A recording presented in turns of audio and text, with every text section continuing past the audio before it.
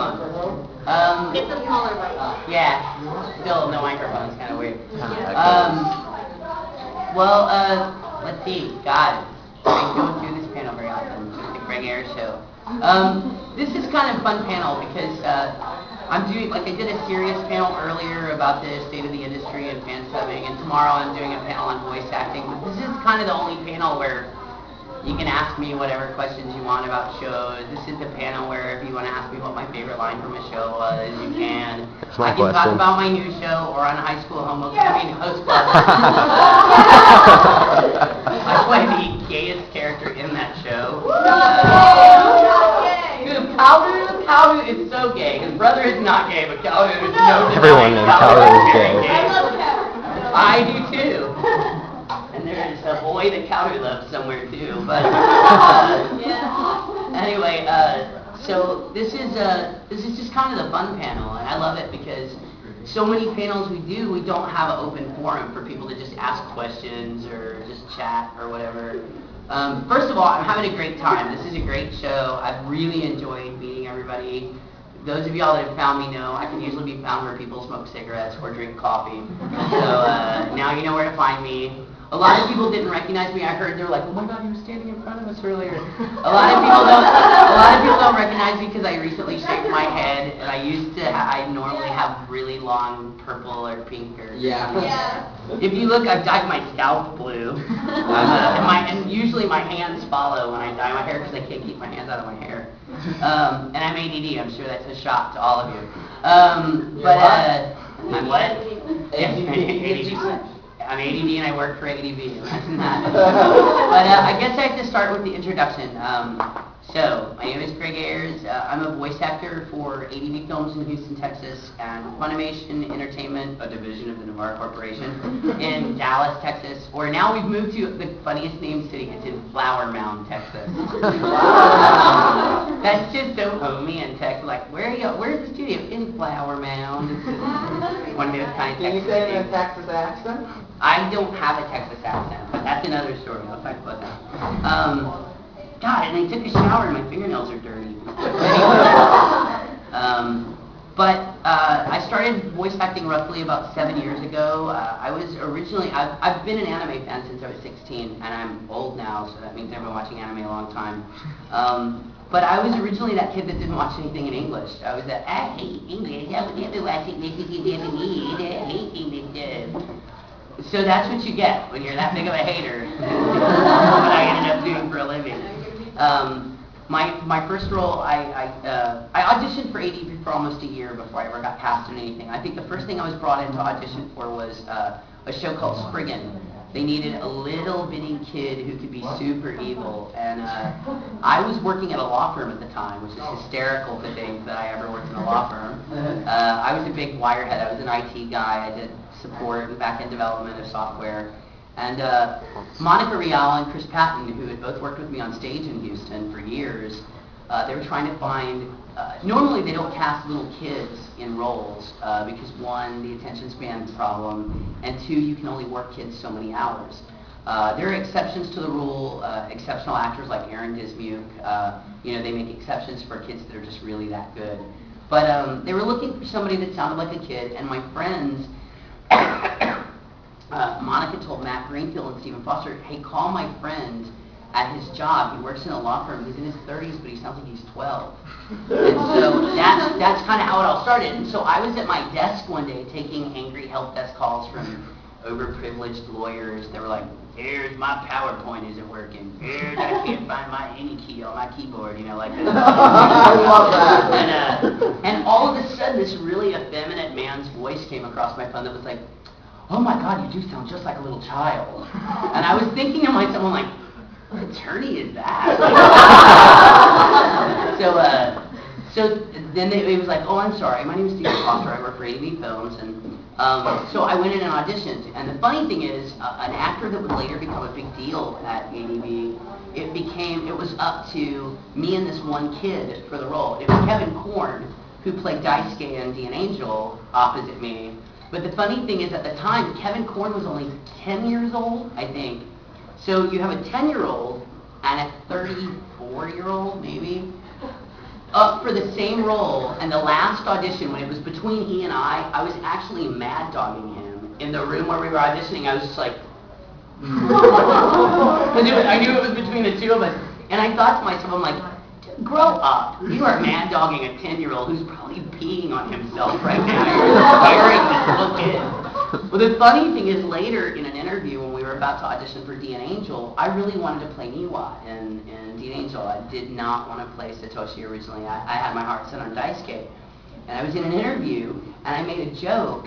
They said, well, are there any shows that you're looking forward to auditioning for? And I was like, yeah, I'm really looking forward to auditioning for Dean Angel. I said, and if Kevin Korn suddenly appears missing, I suggest you check a small, shallow grave in my backyard. I was kidding. Oh! So, like, poor Kevin, when we finally met each other during the Dean Angel recording process, he was like, hi. Like, he's like, you're that mean guy. So I auditioned. I didn't get that role. I auditioned for Generator Gall. I auditioned I auditioned for a lot of other things, and they kept telling me, they're like, we love your voice, it is so weird, we want to use you for something, we just haven't figured out the right place for you. And so, about a year later, I got a call to audition for a show called Steel Angel Karumi, which boys love that show because it is very jiggly. And I played like a little teenage kid. My claim to fame in that show is I was the first person to curse in that show. And they kept telling me, they're like, this is a little bitty role, but we have a really cool role for you later in the show. And so I came back later to play this very yaoi-rific character named Mikhail, and they're like, you're going to have to kiss a boy in one of the scenes, which is funny because the boy was actually played by Keira Vincent Davis, so I was, if you want to get technical, I would be kissing a girl.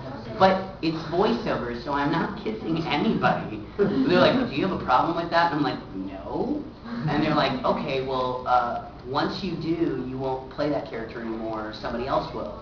It's basically, and this show has been out for years and years and years, and I don't think it's spoilerific to say just this, but once my male character kisses Nakahito, he turns into a giant, very curvy female robot. The coolest thing about that, though, is the person that would end up sharing that role with me was Claudia Black from Farscape. It was really weird because I was like, she and I don't sound anything alike. And when I finally saw the end product, I'm like, wow, we really do sound just alike. So it was really neat. So my first villain I actually shared with a really well-known film star, you know, because she was the chick that got ripped in half in Pitch Black. So yeah, she's amazing. So the funny thing was, as an anime fan, I was kind of satisfied with just that. I was like, man, if I died tomorrow, I can say I was in an anime.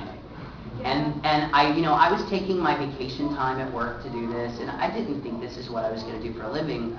And then they call me in for another show. They're like, there's another show we want you to audition for, and basically anybody with they said basically all the boys, is going to be in this show. And I'm like, really, what show is that? And they're like, Sayuki. And I was like, well, as a fan, I was a huge fan of Sayuki. And this is back before I knew buying Hong Kong bootleg discs was bad. I mean, I had the whole bootleg version of it. But I was a big fan of that show, and the cool thing about it was when they told me they wanted me to audition for one of the leads in Sayuki, I knew it had to be my favorite character. I am not a gun-slinging, cigarette-smoking priest type. I'm not an ugly, scared of the water sprite, and I'm really not calm enough to play Hakai. So I thought the only role I was going to be auditioning for was Son Goku. And so I went into that audition just like boing, boing. I was like, oh my god! Like I was totally ridiculous that day, and I got that role. And the funny thing is, from that point on, it was just a landslide of audition and lucky breaks. I went from that to Full Metal Panic, playing the little panty thief in Full Metal Panic, Shinji Kazuma. And the funny thing is, I was having to take time off from work to do this, and I had to approach my boss, because this was a professional job. I had my own office on the 38th floor of this building and looked like a banker. And I was like, I had to approach my boss, and I was like, look, here's the deal. I've been given the chance to do something really phenomenal that I've always loved. I'm having a chance to be a part of something I would really like the permission to do this. I'll use my own vacation time to do it. And they told me then, they're like, okay, but just this one show. By the time we all got laid off, which is another funny story, I was working on, I think, like 7 shows. Oh, and I God. had finished Sayuki, and they're like, are you still working? I'm like, yeah, it's a really long show. But I used all of my vacation time, which, imagine, I had been there for 6 years, so that's a lot of vacation time. I used all my vacation time, and I was taking do not pay days. The funny thing was, my boss was getting fairly irritated with me because I was gone so much, and I was having to work till like 1 o'clock in the morning at night to, get all my work done. And I was really expecting the whole, okay, you have to decide which job you like better, your real job or your fun job. And I had probably already decided that I was going to choose the fun job anyway. And granted, that's a hard decision to make, because that was like a $60,000 a year job to going to be an actor, which is making, roughly what the lady at Walmart makes for saying, welcome to Walmart. So, like, it's a big step down. It's a big step down. And she gets health insurance. I don't, like, actors don't get health insurance. So, I pretty much decided that, and then fate would do something very nice, not for the country, but for me. The law firm that I worked for happened to be the outside counsel for a very large oil and gas company that got in a lot of trouble. I don't even have to tell you who they are. You probably can say their name. I can't say their name, but it rhymes with Wenlong. So, so as that became a giant mess, lots of people were laid off.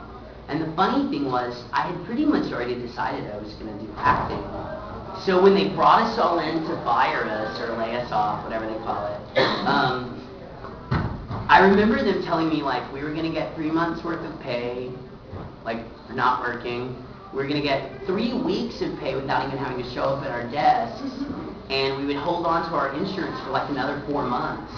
And I was like, and I remember everybody around me getting upset and crying and stomping their fists on the desk, and I was just like, Cool. awesome. So that was it, and then I started doing this full time. I flash forward like 7 years now, I'm in like almost 150 titles. I get to travel around the country all the time and meet people that love anime as much as I do. Probably the coolest thing about my job is I get to meet a lot of the Japanese who create the anime, and that's interesting because sometimes that's been a good thing and sometimes that's been a bad thing. But I've had experiences that I would have never had, especially as a fan. As a fan, you're like, I really wish I could meet so-and-so, and then, now, my coolest Sayuki fanboy moment, somebody brought me something to sign at the last convention I was at. And I'm a huge fan of Minikura. I think it's kind of cool that a grown woman sits around her house and draws hot boys all day. Like, if male artists can draw all the big ladies, like, why can't a female artist? Like, yeah. Like, really, really cool that she does that. And that's why I love Minikura. But somebody brought me this placard with this drawing of Goku on it with a really familiar Japanese signature, and I was like, is this what I think it is? And she's like, yeah, that's Kaiser Minikura's autograph. And I was like, How did you get that? and she goes, can you sign right? And I was like, what? Like, she wanted me to sign right above Minikura's name.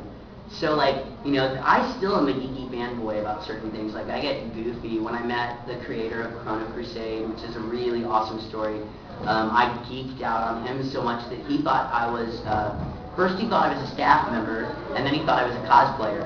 Because when I showed up at the opening ceremonies, I was dressed as Chrono. So, that was so funny. But I just feel really lucky. I've gotten to do a lot of really fun things. Now, I'm also a DJ. I've been DJing for 26 years. So now I actually get to do that at a lot of conventions that I go to, and I cause a lot of trouble when I do that, and that's fun, and I have a lot of stories to tell about that. But, yeah, so that's who I am. What kind of questions y'all have? I can tell y'all about some new things I'm working on. Some new things I'm working on are still a secret. So, yes, your hand went up first. Has Sayuki been your favorite acting job?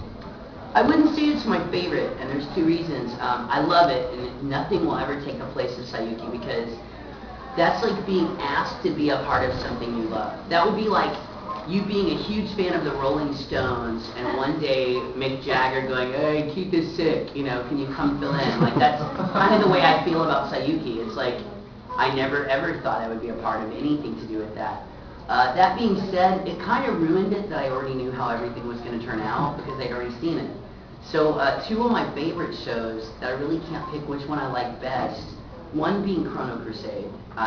Chrono will always be one of my favorite roles, and it's a show that will always make me cry and laugh and giggle, and it's just a beautiful show. And part of that, I think, has to do with the fact that I'm friends with Moriyama.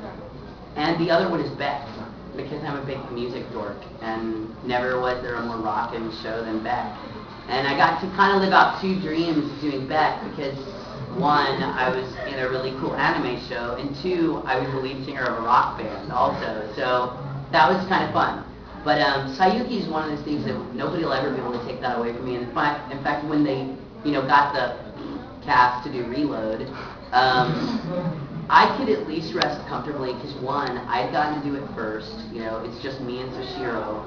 We were the two original Gokus, and I got to be a part of something I really loved. So that being said, there is Sayuki Burial, and I'm keeping my fingers crossed that maybe, I always hope that maybe they'll bring the original cast back to do some of the newer Sayuki stuff. So yeah, but it's one of my favorites. It always comes down to Evangelion, Chrono Crusade, Beck, and Sayuki are always at the top. Yeah. Who's your favorite Japanese person who you've met? Hands down Moriyama. Hands down Daisuke Moriyama. When I first started doing this, I was like most people in the industry. Anytime there was a Japanese person in the room, I was like, ah! But what I found is a lot of the Japanese animators specifically were really not friendly, and they were not nice, and they didn't respect anime fans. And so I got really burned out. I got to the point where I almost didn't want to meet the Japanese guests anymore because I had, between the J-Rock fans, which is enough to make you want to jump out of a window, and the animators, I was just like, why am I bothering to tell people I like their work if they don't care? So when and Pat Delahanty, that runs Anime Boston, who's here, he's actually a panelist, he's the guy that did the Chibi Project panel, he told me, he announced that Moriyama was coming, and I almost had a kitten in front of him. And originally, now what would have been super cool, they originally wanted Moriyama and Akira Ishida, which Ishida and I shared 3 roles together, so I would have died and broken one of my arms to meet Ishida. But unfortunately, he had started a new Gundam project, and there was no way to do it. But when I met Moriyama, I was so worried that he would be an ugly person and not nice, and it would affect how much I loved Chrono Crusade. And to my really nice surprise, he is probably one of the nicest, friendliest, most humble artists I've ever met in my life. And he is so touched that anyone likes his story and his work, and he was just bowled over by American fans. I'll see you a little bit. There's a seat. Yeah, there's 2 back here. I can leave. I just need to stay. I'll sit on the floor. I don't want anybody. I'll sit on that thing. I'll sit on the donut table. I'm sorry. But he was so bowled over that American fans liked his work and really, really appreciated fandom. Like, he really did appreciate fandom. And he had my favorite quote I ever heard. I had a moment, like, he totally made me cry because he drew this picture of Chrono for me and wrote to Greg on it. All this, it was really nice, and I've got a horrible picture of me because I'm all fat-faced and red where I was crying, but I told him before I said goodbye, I woke up at 6 o'clock in the morning to run out and tell him goodbye before he left for Japan because I had such a great time talking to him and just getting to know him, and his manager, Kato-san, who looked like a little sawed-off J-rocker, he's like this tall. Wait, hang on. Kato is about this tall, but with his hair, he's about that tall. Little hair on hair. But in fact, Kato, the funny story about Kato, they took them to Hot Topic to buy clothes. This tells you how small Kato is. They put him in a woman's jeans, size 1, and they were baggy in the butt. So Kato is little. But, so anyway, I got up to tell them goodbye, and one of the things I said, thank you so much for being the person that you are. I said, I've had the honor and the privilege of meeting a lot of Japanese creators and animators, and I said, thank you. I said, those people have not been very nice to me, and I said, I was very worried about meeting you because I was worried that would affect how much I love this show. And I said, thank you for being more than who I hoped you would be. And he smiled, and because they had asked me earlier what other Japanese guests I'd met. They were interested to see who had been ugly, and they were all production people. They were animators and directors and stuff like that. And he smiled that next morning when I said that, and he said, there's a difference between production and artist. And he was saying, you know, like, I'm an artist. I'm not, you know, I'm not a deadline person. I'm not. It was really neat. I never forget that he said that, and luckily he was actually what kind of renewed my faith in a lot of the Japanese creators. And so luckily, the next person I would meet from Japan would be Nabishin. Who could hate Nabishin ever? And so luckily from that point on, I met great Japanese directors and animators. So Moriyama will always be a big deal to me because he was the first person to acknowledge, like, I'm so glad that somebody that loves my work is working on it. And he was the only thing he was concerned with originally. He said he wanted to know, do I just play Little Chrono or did I play Big and Little Chrono? And I said, yeah, I'm both. And he was like, oh, he was so worried that they were going to get two different actors for that. So he was the first person that ever said thank you for loving what I do. And then after that, I met just a string of really awesome Japanese guests. Osamu Kobayashi, who directed Beck, who is so awesome and so ridiculously cool. Ugetsu Hakua, who is the character designer for Burst Angel, who he also, his wife, one of the questions I got to ask him was, you draw all of your women in pants that start here that stand like this. And I said, is that a theme? And he said, I love it. His wife is so cute. He goes, I like a woman with really strong hips. And his wife giggled. like she was saying, like, I know he's dirty. You know, it's very cute. She's his manager. So I think it's kind of cool, like I said, I think it's cool that Minikura draws hot guys. I think it's funny that he draws hot girls and his wife is totally like, yeah, he's a little bit like that. But, so I've had so much luck, and I've actually met some great J-Rock bands now. The guys from Move are super cool. Oh God, who are the guys from, that did the opening for Naruto? Is it Flo? Is that their name? Yeah. Flo. They are the funniest, weirdest guys you'll ever hang out with. They're really fun. So I've had a lot of really good luck since then. So Moriyama will always be my favorite Japanese guest I've ever kind of held an audience with or hung out with because he's very cool. Yeah. And he was your first good experience too. So. Can you recite your favorite line from Oran? Oh, actually my favorite line hasn't come out yet. I can't spoil anything yet. You know, Oran's so new, I've only gotten to watch it a few times, so I'm trying to think of my favorite lines. Well, the funny thing is, Kaoru doesn't sound too much, you know, different from... He sounds like kind of all the little soft-spoken Bishonen voice I played. Like, he sounds a lot like Satoshi, he sounds a lot like Kaoru. It's funny, he sounds like Kaoru from Evangelion, actually. Trying to think, my favorite lines from Kaoru, I couldn't even, look, they're standing up. I couldn't even remember them, but if you're a fan of the show, my absolute favorite episode to record is the one that Kaoru narrates, where you find out all about them as kids. And I can't remember those lines because they're so long. But, I cannot remember any. I'm gonna go watch it with everybody. I haven't already missed it, have I? No. When are they showing it? 6 o'clock. Oh, crap. Okay. Well, I'm going to try to watch some of it with everybody. What I want to do is have a Oran pajama party at some point. Where we all show up in our pajamas, and I'm going to bring a big Usa-chan doll, and like we'll all sit on the floor and watch Oran. But Oran Host Club? Yes. Yes. Or as we call it, the Oran High School Homo Club. Trying to think what my favorite, the ones that are so funny are the ones where Kaoru and Hikaru are going super gay. And I just think it's fun when anytime he's like, I don't know if I can do it because it's so soft, he's like when he's always about to cry. Those are my favorites. Plus, the guy that plays Cowdu, and now I'm going to tell a bad story on Todd Havercorn. Todd Havercorn is not real familiar with yaoi type concepts.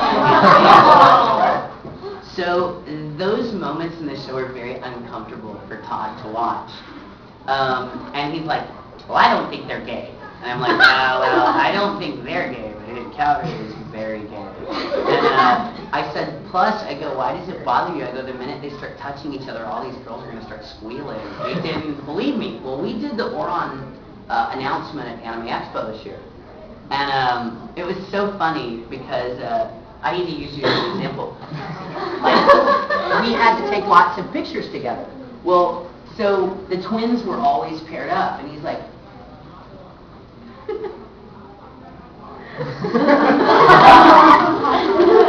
well, so the funniest part was, at one point they gave us roses, and we were all in the host club jackets, so we did this thing where we were all lined up with the roses. Well, they took one of Todd and I, because Todd's a good 1.5 feet taller than me. And so I took my rose and I kind of did like this. Oh my! I had my rose and I was just kind of like this, like smelling it. And Todd had his head on top of mine, so it was just this, you know, twin totem pole. And I'm like this, like looking up, and I didn't realize he was gonna do it. Todd leaned down and kissed me on the cheek. Oh. The funny thing is, this girl that was sitting about as far away from me as him went,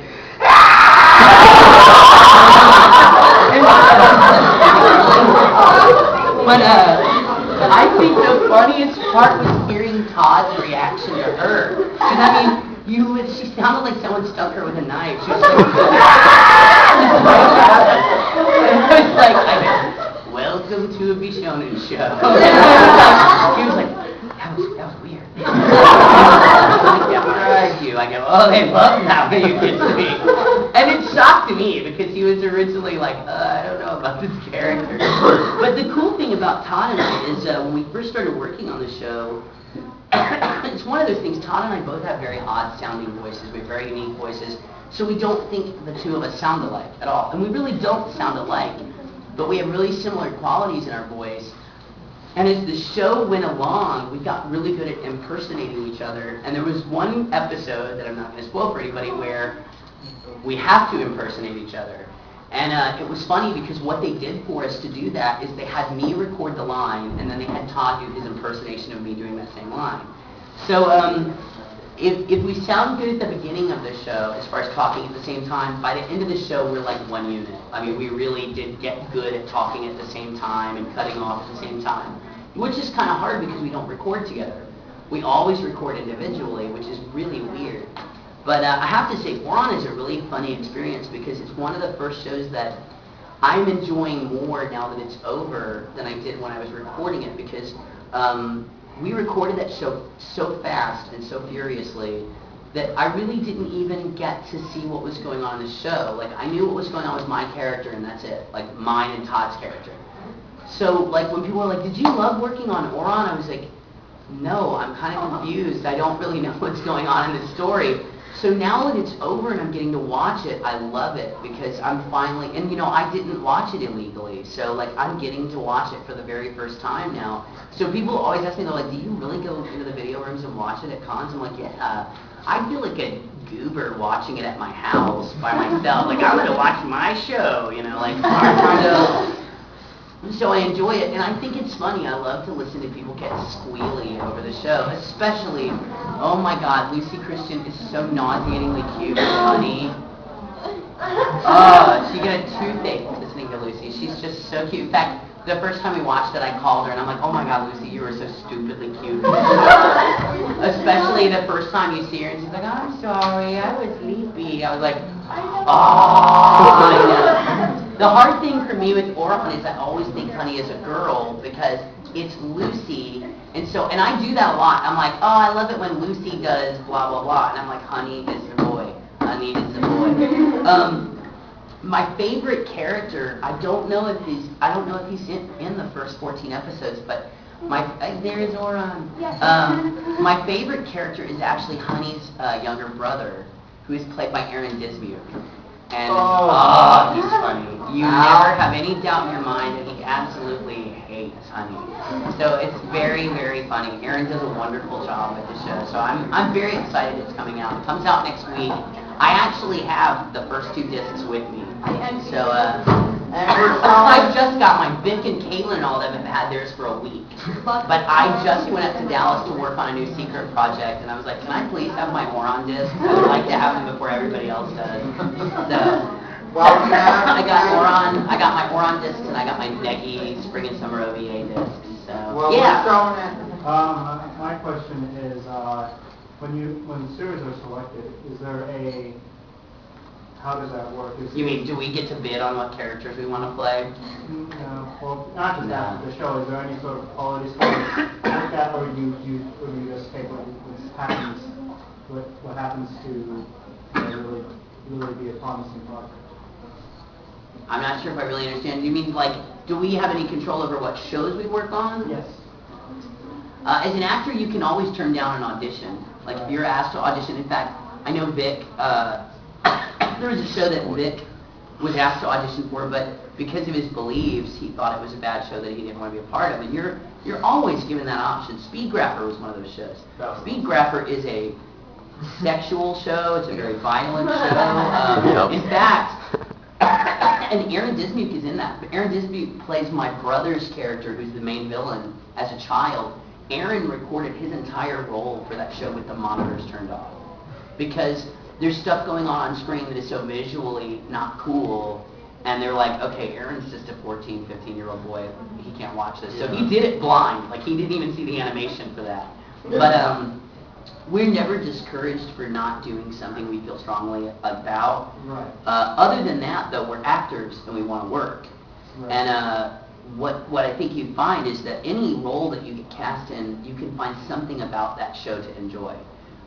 There's been only one show I've ever worked on that I didn't like. And it was just because as an anime fan, I'm like, this is one of those shows that doesn't know what it wants to be. Like, the whole time I was working on it, I was like, this is poop, you know. I don't want to say, because I know about anime, the show that I hate is someone's favorite, so I never talk crap about shows. But yeah, we do have a choice. We don't get to choose what we audition for, though. And that's why you hear sometimes us tell stories about begging to audition for certain shows. Because I almost didn't audition for Negi, because at one time, Funimation didn't want one person having like the lead in all the shows at the same time. Well, I knew Beck was coming up, and that's the only show I wanted to work on. I had been talking about wanting to work on Beck for 2 years, ever since I met Kobayashi. And so they were like, well, I need you to audition on for something and warm up your British accent. And I'm like, I'm probably not going to audition for Negima. And they're like, and I said, I want to be in Beck. And they're like, you can do both. I go, I want the lead in Beck. And they're like, but if you're the only person that can do Negi. So like, I was kind of asked nicely to audition for Negima. And I ended up playing Negi, and then I still got to play Koyuki in Beck. But I think it's also a bad idea to turn down too many auditions, because it's a weird job. Being an actor, part of your job is making the people that you work with like you. It's not like, you can work in an office building and go, I don't care if you don't like me. I care if directors don't like me, because directors ultimately choose whether I get a part or not. So like Lucy and I have talked about that this is one of those jobs that part of your job goal is to make the person you're working with like you and like working with you. So I try to be as available and understanding about anything. If people always, especially those of us that do a lot of big roles, people will say, do you mind auditioning for a little role? And I'm like, no, I love little roles. My role, one of the things I make jokes about is my role in Alchemist.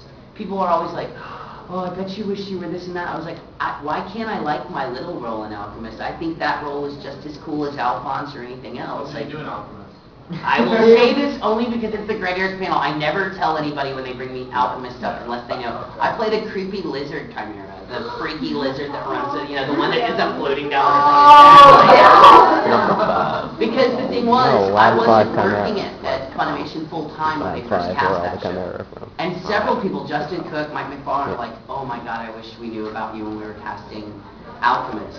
But Mike McFarlane is one of my best friends, and he kept going, dude, I'm going to find a really fun part for you in this show. And I'm like, dude, it's no worries. You know, like, I'm not one of those people that has to work on Alchemist. Like, I think Evangelion and Chrono Crusade are good enough. You know, like, it's not like, oh, if I'm not an alchemist, I'll die. You know, it's like, I was working on a lot of other cool shows at the time, but Mike kept saying, you know, I'm going to find something fun. And he finally, when he found the role he wanted me for, he called me up giggling. He goes, I think I found something you're going to like.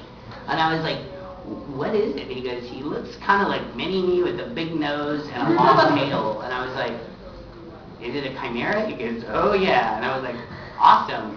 Well, the other cool thing about doing a role like that is I was only on screen for what? A total of maybe 40 minutes, tops, maybe not even that long. In that, you only have to preserve your voice enough to do that for those 40 minutes. But like, if you have a lead role and you pick to do something really horrible with your voice, you have to maintain that the entire series. Which is one of the reasons Negima, while I love watching it, is one of my least favorite projects to record because it hurts so bad, because it's that squeaky church mouse voice and the British accent. But with Alchemist, I just went in and sounded like a crazy wicked witch and acted goofy, and it was over, and it was fun. But it's funny because people always ask me, are you okay with auditioning for a small role? Some of my favorite roles I've ever done in anime are tiny. Kaoru in Evangelion, while not a tiny character, only on screen for maybe 20 minutes. I think it's actually only like 14 minutes. I think somebody did a deal on it. They said, huh? You did Powder? I'm one of the 3 people that did Powder. And the funny thing is, all 3 of us are friends. That's the weird thing. And we all know each other from weird walks of life. Cal Sturdivant, that did Kaoru in the original TV series, the one that sounds the most feminine of the 3 Kaoru, he I know from theater. He and I did theater together in Houston forever. Aaron Crone, who did it in the movies, his mother was my first dance teacher.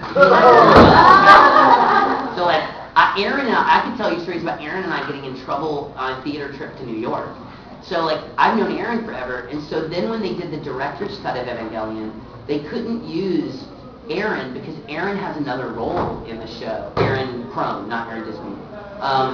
They couldn't. See you later. Bye, Rosette. And they couldn't find Kyle Sturdivant because he was off doing that French theater project. So they were like, do you mind doing this? That being said, I love that role, and it was only 2 hours of recording time. I play a role in a show called Salty Ray that is a phenomenal character. He's only in 2 episodes, but his storyline is so awesome. I've got a great role in Hellgirl. I play this awful David Blaine type of Nelly little boy magician that challenges Hellgirl to a fight and gets his butt handed to him. But his name is Gilles de l'Enfer. He's like this totally shiesty magician. My character Mushishi is just a 1-episode character. I love the cool thing about anime is you tell a really nice story. Aside from telling this overall story, each one of the episodes are usually wrapped up in a nice story. And playing an episode character is just as cool because you tell like a mini story. And so I love some of my smaller characters. I absolutely love them. But And finally, my last question is, how is your work affected by the rampant piracy? well, I'm the first person to actually in the industry make a big stink about that. I mean, for 4 years, I've made it my job to stamp out fan subbing and BitTorrent sites because they are single-handedly killing this industry. Has that affected the flow of material That we work on? Yeah, definitely. How severely has it affected? Severely. In fact, the amount of new anime programming coming out of Japan for this season is not even half of what it was last year. So that's a good indication. Also, my friends that live in Japan that work in the industry, I told this story earlier. Nabishin just recently had a baby, and Nabishin is also as fond of smoking as I am. We recently found out that Nabishin quit smoking, and all of us were like, what? And his response was, I had 2 choices. I could continue smoking, or I could put diapers on my new baby. So that'll give you an idea how bad things are right now. That's not to say that there's no hope. There's a lot of really neat things happening right now to try to turn the industry around.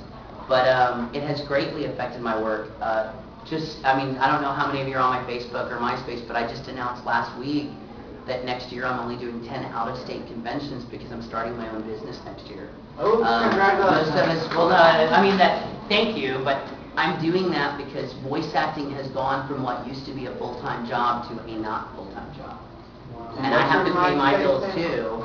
And I'm not going to be like some of the voice actors that are charging money for their, appearances and their autographs. Like, I'm good at a lot of things, so I'm going to go do something else. The cool thing about my new job is it will allow me to continue to act and it'll allow me to continue to go to conventions, but it has greatly affected my job. My job is not a job anymore, it's a hobby. How can it stop? If you can find the answer to that, I applaud. I've been working on it for 4 years.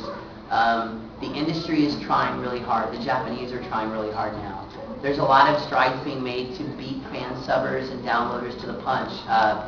Funimation announced this week publicly that the first few episodes, I wish I could remember the name of the show. There's a new show that's just coming out on TV in Japan, and they are getting the masters of those. Right now, I think it's a few days behind, so it's going to be a week at first, but eventually they will be coming out on the YouTube Funimation channel at the same time that they're airing on television in Japan. Wow. If that's not enough to stick the knife in the heart of a fan subber and twist it off, what is? Yeah, so I'm really happy. I'm happy that Funimation is being proactive. ADV is doing some new things as far as distribution that I'm really excited about. The companies are trying to reshape and reform themselves to meet the demands of a different fandom. But now it's stopped. Yeah, a lot of people have, and that's awesome. I think I credit those panels that I do, as well as articles that Zach Bursky's done on the Anime News Network, to the PSAs that we're working on. I've always said that I think anime fans are smart and intelligent, and more than anything, they're good people. I would like to think that they're just confused, and they really have let their selfishness and their non-knowledge of the subject to, I think they've let that interfere with the good nature of anime fandom. I trust anime fans. I think we're good people. So I think that if some new business model is to emerge, I think we're fine. I think that it's going to be a slow road rebuilding anime to the heyday of about 5 years ago. But had you asked me a year ago if I thought we had a fighting chance, I would have told you no, point blank. It's that bad. I mean, Gonzo has pretty much gone belly up this year, which... Oh, they did? Gonzo, well, I mean, you have to... I'm not going to talk about that specifically because there's an article on ANN about it, but they've had... I mean, it's become very obvious that they've had huge financial problems this year, and Gonzo has always had the Digimation money to... GDH is Gonzo International. It's part of Digimation. When they reported having problems, I really got nervous because they're a big deal. So yeah, I think there's hope. I think that while to answer your question, it's affected my job greatly. I'm not quite as abysmal. My outlook is not quite so bleak as it was a year ago. I have a little more faith in the system right now. So yeah, who's got something else? Yes. I'm sorry. I'm gonna fix with answering questions. Hey, my panel, remember.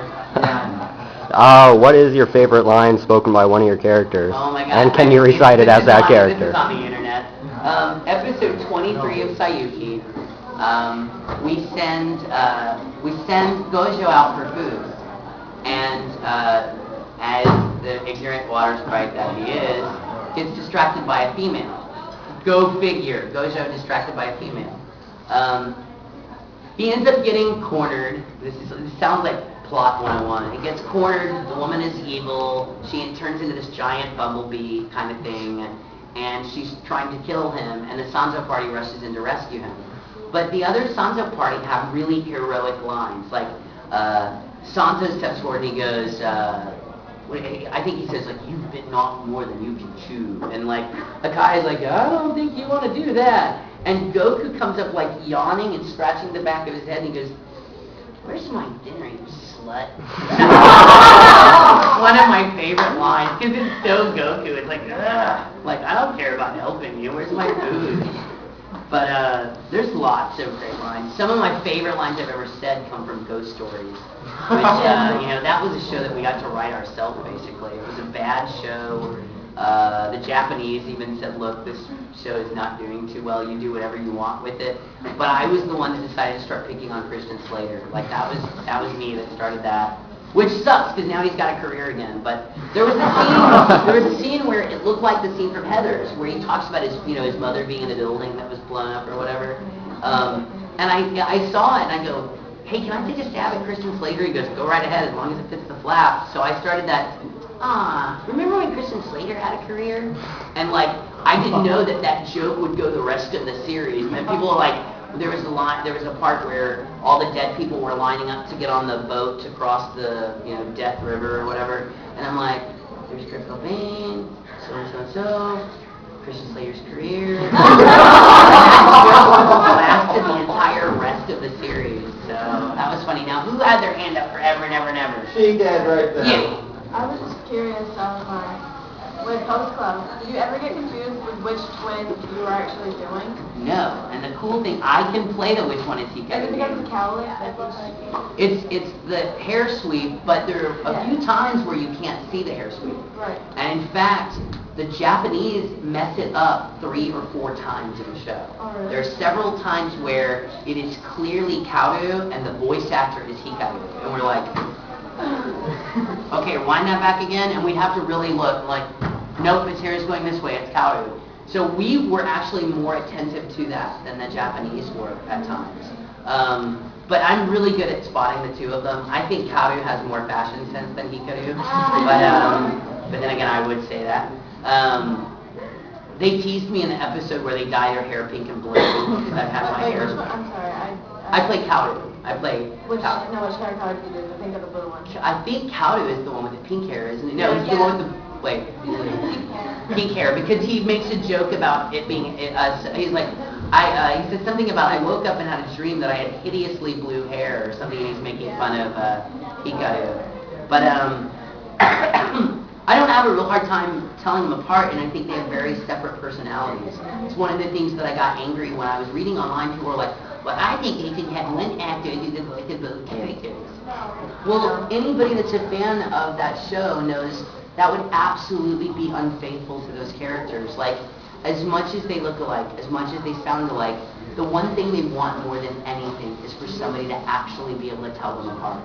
Like, even though they make a joke out of it, even though they're evil about it, that's the whole point. And that's one of the reasons I think they love Haruhi so much, because she can always just go, you're Hikaru, you're Kaoru, you changed your bangs, you did this. There's nothing they can do to trick her. So that's one of the reasons they instantly take to her. I think secretly Hikaru has a thing for her, but he does. I think he does. I think that's why he acts like such a tool in that one episode. Yeah. But notice Kaoru is unaffected by all of that. But I love those characters, and the funny thing is, somebody said, did you care which twin you were cast as? You can ask Caitlin. I only auditioned for Kaoru. That's one of those shows where I could have auditioned for 7 different boys. I only sent one audition file in, and it was for Kaoru. I didn't want to play Hikaru. My thing with Kaoru is he's the softer spoken, he's the more intelligent of the two. He's definitely the more sensitive of the two. And I like the fact that you see a flashback to when they were younger, and Kaoru used to be the very cruel, very mean one of the two of them. And I like the fact that he was the icky one, and now he's the like I'm all Buddhist and Zen about this, like he's the very cool character. And so I got the one role, somebody's like, don't you wish you played Tamaki? Don't you wish you played? I got exactly what I wanted in that show. I'm playing the character I really wanted to play. And it was hard, because one of my friends, as much as I preach about not watching downloads, one of my friends is the biggest, Host Club fan on earth. And I'm like, you do realize that by telling me you've seen this, I know you're watching illegal downloads. And she's like, but I just love it, and I'm going to buy it as soon as it comes out. And she starts wiggling the minute she starts talking, so. But yeah, I got the role that I wanted. I really like that character a lot. with the voice acting, who was your favorite actual voice actor that did another voice? It's a toss-up. I'm a fan of certain types of performances. I love Laura Bailey in the Teacup episode. She plays, I'm horrible with the names. What's the girl's name? What is it? Nako. The girl that's in love with the boy that sells the china. I love Laura Bailey in that role. I think she does a wonderful job with that role. A lot of people don't know that the boy is Eric Vale in that episode. I think Aaron Dismuke is hysterical as Honey's younger brother. And of the host club guys, my two favorites are Honey and Kyoza. Kyoza. You can tell I went for Japanese food last night. I ate gyoza last night.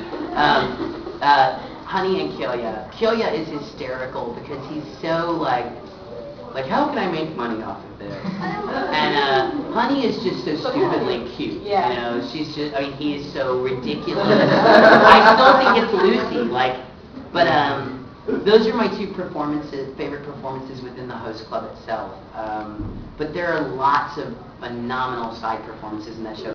Jamie Markey plays one of the mean, nasty girls. Leah Clark plays one of the nasty girls. Monica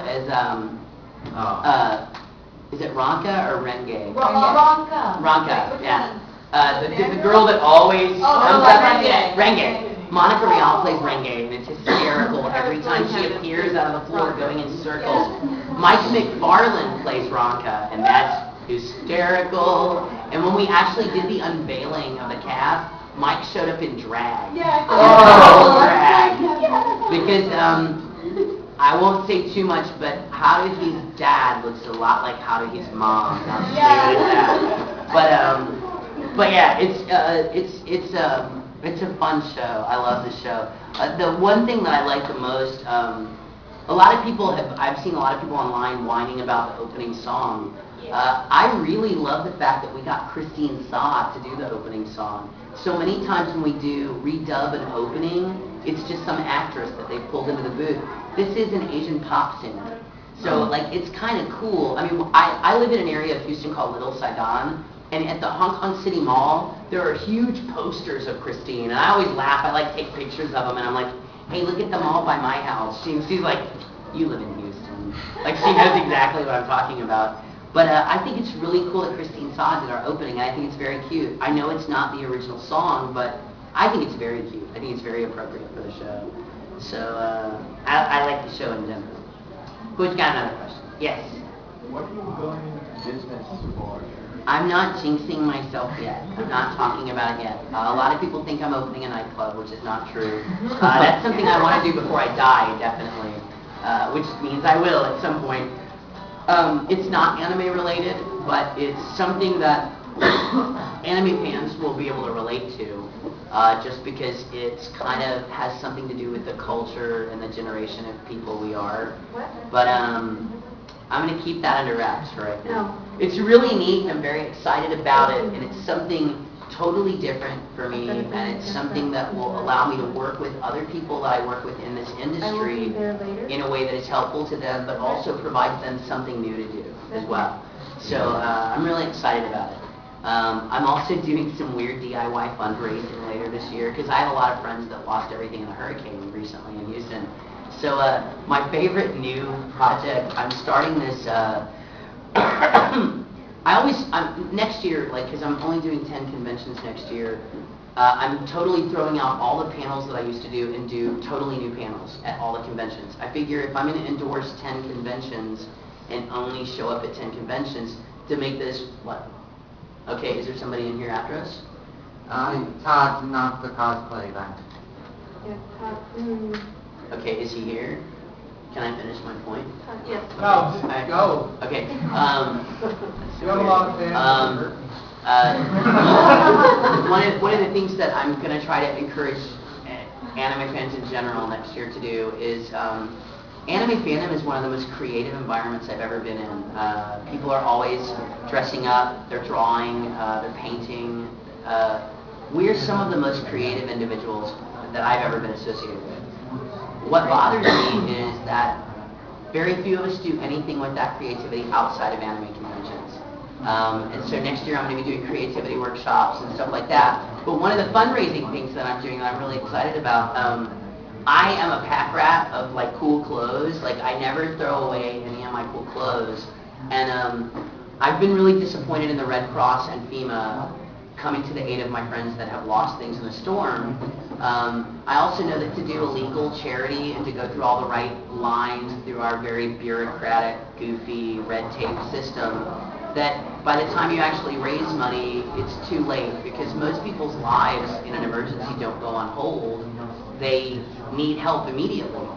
So I'm going to be at a convention in Houston in December, and we haven't announced it yet, so y'all are the first people to even know that about this event. This is so weird.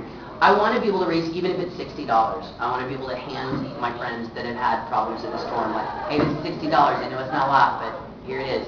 So I'm selling every article of clothing that I wear at the convention. Like, I'm calling it the Shirt Off My Back fundraiser, and every single, I'm not selling my underwear, my socks, or my wife beaters, because I think that's gross. But like any shirt that I wear, somebody's like, give me $5 for that shirt. I'm like, nah, 10, 5, 6, 7, and like at the end of the weekend, I will have, one, made space in my closet for new cool clothes, and two, I can say that creatively I found a way to help out my friends. And that's one of those things that I'm trying to encourage people to do is find creative ways to, costume. Like, you're a great costumer, so make something to wear to work.